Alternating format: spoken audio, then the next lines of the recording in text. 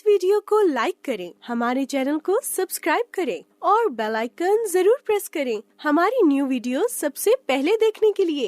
आज की horror story में आपको सुनाने जा रहे हैं एक ऐसी दास्तान जिसे सुनकर एक मजबूत से मजबूत दिल में भी उभर आएगा डर। इसीलिए सुने जरा संभल कर। शाम का वक्त चिराग हाथ में कॉफी का ग्लास लिए अपने घर की बालकनी में खड़ा चुस्कियां भर रहा था और सोच रहा था कि जब तक पुराने घर का काम पूरा नहीं हो जाता उन्हें तब तक मजबूरन यहीं रहना पड़ेगा। चिराग इस कुछ दिन के ठिकाने से ज्यादा खुश नहीं था क्योंकि ये घर काफी छोटा था और यहाँ उसका कोई दोस्त भी नहीं था। तभी अचानक उसे अपने सामने वाले घर की बालकनी में एक खूबसूरत सी लड़की नजर आई। शायद वो उसकी पड़ोसी थी जो सामने वाले घर में ही रहती थी। अभी चिराग उसे देख ही रहा था कि तभी उसकी नजर उसके कपड़ों पर पड़ी। उसने सफेद रंग का सलवार सूट पहन रखा था जिस पर लाल सुर्ख खून सना हुआ था।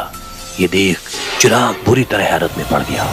उसने दोबारा एक नजर उस खूबसूरत लड़की को देखा तो मालूम चला कि उसके पेट में एक चाकू घुसा हुआ है जिसने आधे से ज्यादा उसकी कमर को चीर दिया है, जहां से खून पानी की तरह रिस रहा है। जब चिराग की नजर उसके चेहरे पर पड़ी तो उस लड़की की आंखों में आंसू थे और वो अपने दोनों हाथ चिराग की ओर फैला रही थी मानो वो उससे मदद मांग रही हो।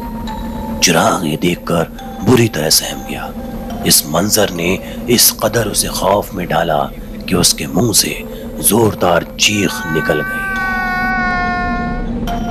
चिराग की मां ने उसकी चीख सुनी और फौरन दौड़कर उसके पास आई। चिराग की हालत बेहद खराब थी। उसके मुंह पर पसीने की परत थी और दोनों आंखें खौफ में गर्क। वो लड़खड़ाते लफ्जों से मां को बहुत कुछ बताना चाहता था लेकिन उसकी जुबान से कोई लफ्ज नहीं निकला।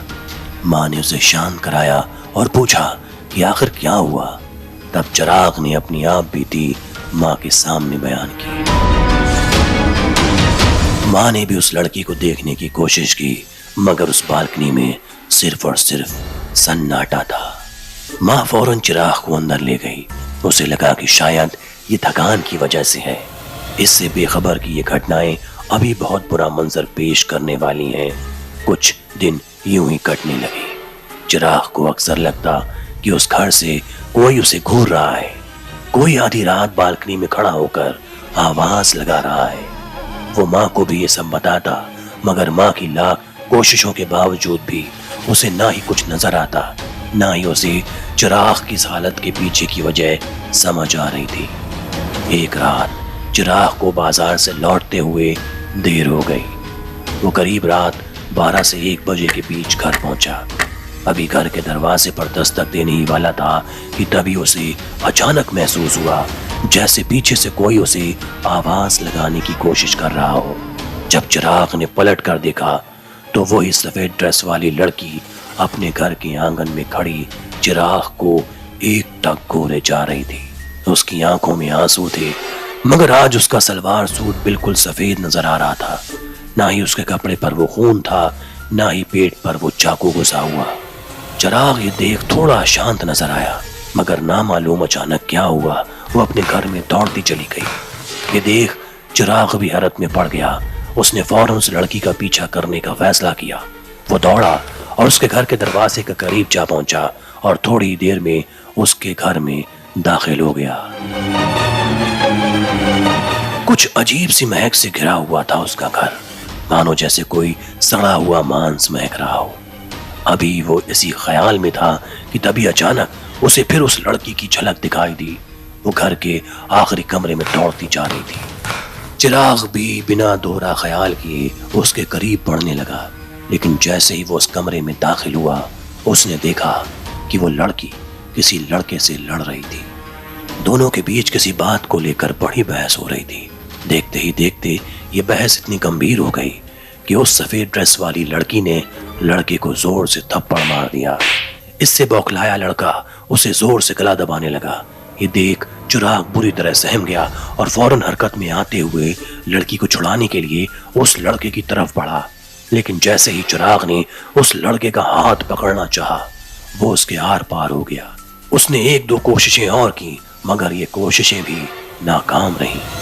اسے محسوس ہونے لگا کہ یہ جو کچھ بھی اس کے سامنے ہو رہا ہے وہ تو بس اس کا ایک ترشی ہے، وہ چاہتے ہوئے بھی اس میں کچھ نہیں کر سکتا۔ اس کے سامنے ایک اتیت کی کہانی ورتمان میں چل رہی تھی اور وہ صرف اور صرف اسے بس دیکھ سکتا تھا۔ تبھی اچانک اس سفید کپڑے والی لڑکی نے خود کو اس لڑکے سے چھڑایا اور فوراً گھر کے پہلے فلور کی بالکنی پر مدد مانگنے کے لیے بھاگنے لگی۔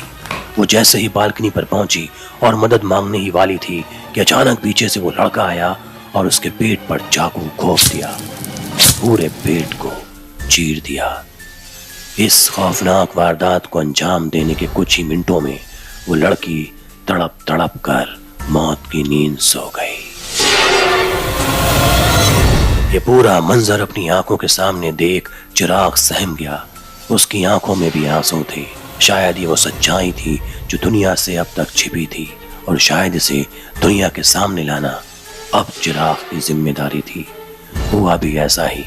چراغ نے فوراً پوری واردات کو ماں سے سانجھا کیا۔ ماں کو یقین نہیں تھا مگر وہ اپنے بیٹے پر وشواس کرتی تھی۔ اس نے چراغ کا ساتھ دیا اور دونوں اس پوری گھٹنا کو لے کر پولیس تھانے پہنچے۔